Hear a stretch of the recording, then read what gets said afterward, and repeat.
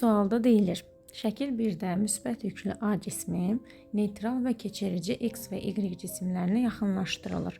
Şəkil 2-də isə müsbət yüklü B cismi neytral və keçirici Z, T cisimlərinə yaxınlaşdırılır. Torpaqla əlaqəsi kəsiləndən sonra X, Y, Z, T cisimləri bir-birindən ayrılır. Onların hansı neytral olacaq?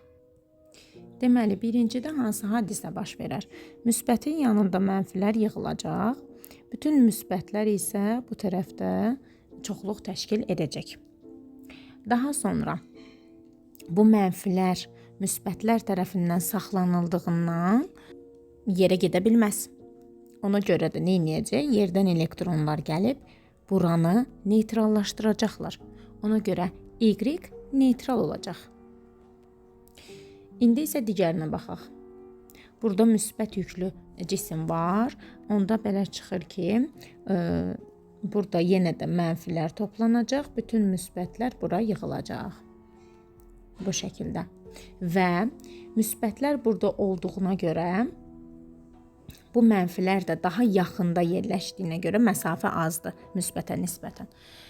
Ona görə də mənfilər buradan gedə bilməz. Onda yerlə əlaqə buranı neytrallaşdıracaq. Mənfi yüklər göndərilib, bax bu müsbətləri neytrallaşdıracaq. Yəni bu yüksüz olacaq. X mənfi yüklü olacaq, Z də mənfi yüklü olacaq, ancaq T ilə Y neytral olacaq.